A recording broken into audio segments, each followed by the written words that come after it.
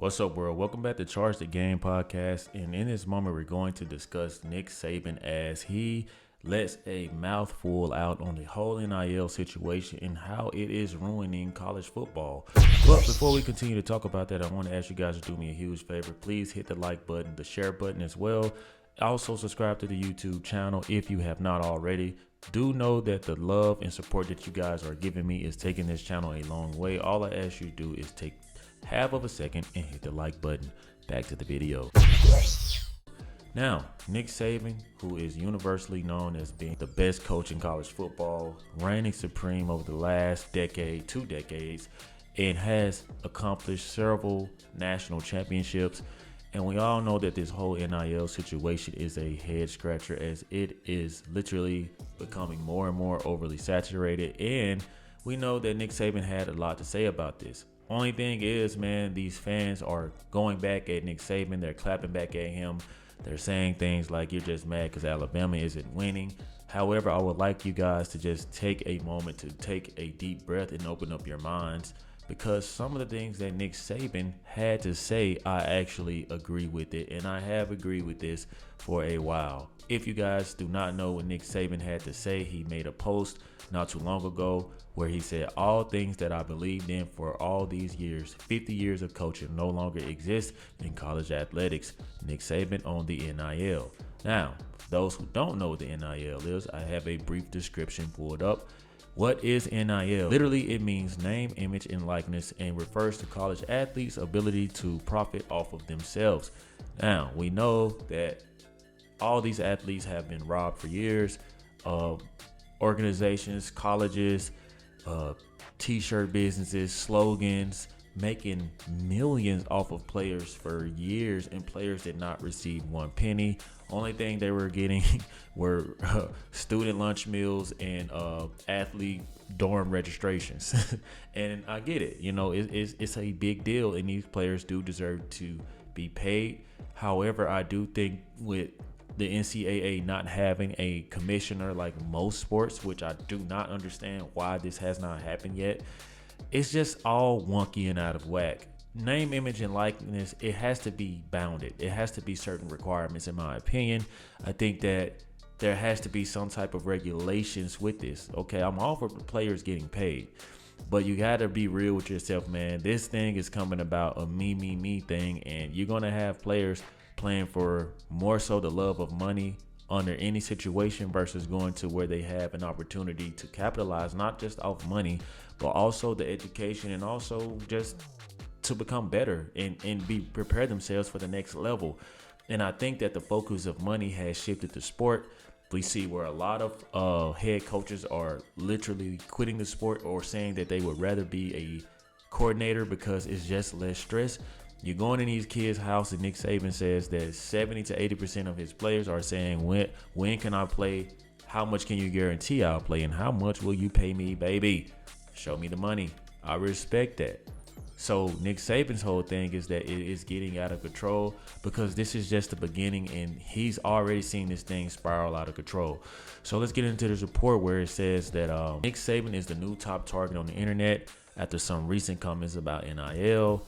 The former Alabama coach participated Tuesday in an NIL roundtable with Senator Ted Cruz and the Cavender twins, and he made waves when he declared the football world he spent decades in is dead.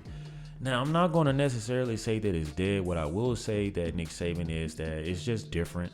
You know, it's just a different, and these coaches, especially the old school ones, they're having a hard time wrapping their heads around the way these kids are conducting and carrying themselves. And you know, I get it, because it's not what they're used to. And again, you see here where he says, well, all things I believed in for all these years, 50 years of coaching, no longer exist. And, you know, that's what he's saying. But you got to realize, guys, this whole NIL thing is bigger than just recruiting athletes. You have agents who are on the prowl for new young talent. They're trying to even get them out of high school.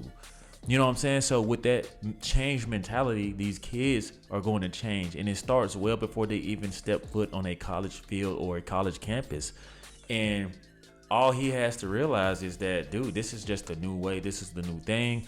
And although the old America, as I would say, will be stuck. This will be normal in the old America. But the new age with technology, man, YouTubers, TikToks, kids are successful. Kids are millionaires and making more money than their parents at a very young age. So the cockiness, the arrogance, that's going to change. The way that you used to rule in college sports, or the way that you probably ruled athletes at the time, even though I believe from most players that have been coached under you, a lot of players have good things to say about Nick Saban. However, everybody's out to get them, man. And I get it, Nick Saban, you with a lot of the old, you guys are going to be replaced with these younger talents, man. You see the Sean McVays of the world, the Cliff Kingsburys of the world. You see that even in the NFL, they're going a lot younger because they need young-minded people to be able to connect with the new generation. And at the end of the day, man, it's just like with the pensions in corporate America, man, like that died off. You know what I'm saying? The people who are able to have a pension, which was very good, you know what I'm saying? They discontinued that for a reason because technology in the world was going a different direction. So now you got all these separate 401ks, etc. And you guys can see here where just fans and everybody is lashing out at Nick Saban. Bro is angry that he doesn't have 100% control over the athlete's life. And I get it. You know what I'm saying? I would kind of agree with that because for so long, these coaches had that mentality. Do what I say or you ruin your chances to making it to the NFL. Okay, well, if you raise your voice at me, Coach Saban, I will transfer on your ass. I don't need you. You know what I'm saying? Especially when some of these players like Caleb Williams, Angel Reese, Shador Sanders are making millions before they even get to the NFL. But what I will say about that is the more money you make in college at such a young age because of your name and the hype, it may prohibit your development so that when you do go to the NFL or the NBA or WNBA, like you may not be as good as you think. Caitlin Clark, I believe, will literally probably be better than she is in college. That's an anomaly. But a lot of these people and players with the arrogance and the cockiness who just prefer the money over the skills, it will come back and bite them. That's why I say like there has to be some type of balance. There has to be some type of incentives. And I don't see that with this whole name, image, and likeness situation. And I think that Nick Saban would be able to do good in this. He has just been doing what he was doing for so long. And this is where he's having a problem. He is old school. And trying to be old school in the new school generation, it just isn't sustainable.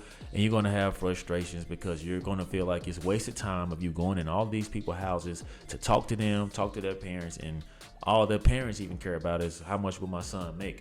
The top talent comes from the hood. That's just me being honest. You have certain athletes that grow up around pro sports like Christian McCaffrey, Patrick Mahomes. You have a few, but that's a very small percentage.